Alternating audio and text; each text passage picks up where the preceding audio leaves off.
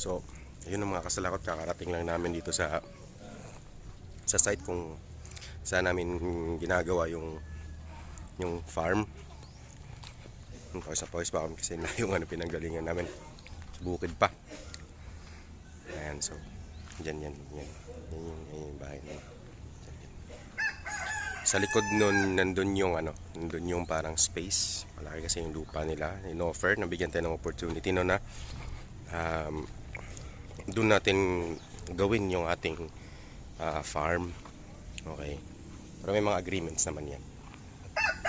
So inaantay lang natin yung si Kuya Bong, yung nasa babantay nung nasa bahay ba. Siya din yung tumutulong sa atin para magawa yung ating system. Wala pa eh. Tawag ko lang. Ayun, magandang tanghali mga kasalakot.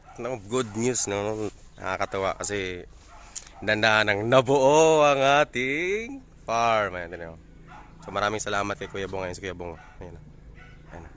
Kita niyo yung poging yan. Sobrang galing. Okay? So may mga few adjustments lang kami. Pero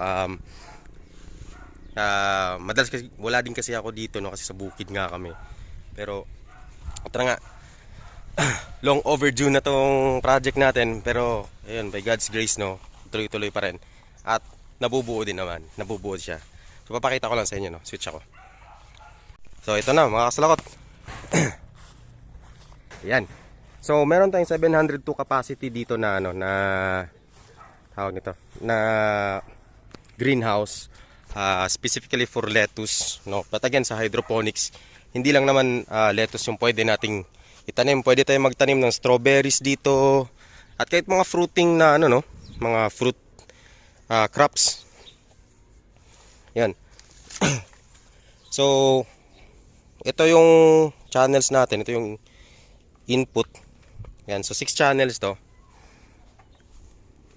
Yan, Kuya Bong, no? 6 channels yan. So nangyari lang dito is 3/4 lang yung naging outlet nung pero okay lang yan kasi dapat mas maliit. Tatakpan lang namin to ng plug, tapos bubutasan. Kasi masyadong malakas malaki ang butas, hindi naaabot dito sa dulo yung tubig. Or baka nga hanggang dun lang yung tubig, hindi naaabot dito sa ibang channels. And lalagyan pa namin ng ball valve dito para may individual control yung per table natin. Yan. Share ko lang din yung tangke. Okay, so yung tangke namin, grabe overkill, no, laki, pero very good naman to kasi para hindi masyadong uminit yung tubig. Best tank, di ba? Panis. Pero hindi yan sponsored. So siguro ang challenge lang namin dito sa ganitong klaseng tangke is yung pag-check ng pH kasi ayan, tutuwad pa ako diyan. Baka mapasok na ako pero hindi na ako malabas. Yan. Pero kasi kami, we're looking forward na dagdagan to in the future. So I think this is good enough. Okay na yan. So ito yung drain. So in-adjust na rin namin yung drain, hindi na namin sinabay sa level ng lupa kasi sayang naman kung yung tangke is bubutasan, no. So ginano na lang namin yung drain, hindi na lang namin padadaanan doon. Yan, so ikot lang ako dito ng mga kaslakot. Yan. Pakita ko lang sa inyo, no. Di ba? Ganda na, no. Hinti na lang to, pwede na nga tong testing na lang ang kulang dito. And pwede na itong i-operate. And isisil pa lang pala to. Ito, sisil. Seal natin yan. Yan. So per pipe is 13 holes. So meron tayong 240 per table. Basta ang total nito 702 heads. Ayan. So ang height ng natin ng itong poste dito is 9 feet. 9 feet. Tapos 11 doon. So bakit hindi 12 yung ginamit namin? Kasi hindi naman siya ganun kalaki. Hindi naman siya sobrang laki na greenhouse eh. So I think masyado na mataas kapag ano, ido-12 pa natin yan, 12-15. And nilagyan naman namin siya ng parang ventilated gable yung style. If tama ba yung term ko? Not sure, no? Pero yan, naglagay kami ng ventilation sa taas. Ayun, kung makikita yan. Yan, butas yan dyan, butas. Para may ano din, airflow. Yan, para makahinga yung... Yan, so... Excited na ako dito, no, mga kasalakot na ano. And so doon yung area, nandun yung pang sterilize natin ng ano, cockpit. Meron kasing malaking kawali doon. So baka doon yung sterilization area natin.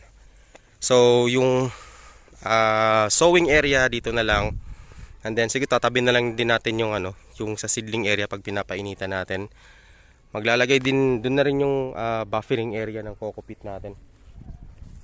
And of course dito ang ating growing area. Ayan. Yan na si Kuya Bong, di ba? Poging-pogi si Kuya Bong. Seryoso yan magano ng... Ayan. Ginagawa niya yung sa drain natin. So 4 yung gamit natin sa drain para hindi umapaw. 4-inch na pipe. Yan. O, di ba? Ang saya, no? Di ba? Nakaka-excite din. Tapos habang mag-ooperate yan, so dito kami titira. Yan. Para hayahay. Kasi masyadong malayo yung bukid na tinitirahan namin, no? Masyadong malayo eh. Mauubos yung oras namin sa kakabiyahe lang. So binigyan naman kami ng opportunity dito na lang muna magstay. No problem doon. Para maano din natin, mabantayan mabuti yung ating mga lettuce. Okay, and then meron pa kaming space dito. Depende kung anong ano dito, baka pwede natin magdagdag dito. Pwede tayong magdagdag dito. Yan. Diba? Ang saya. Ganda tingnan, no?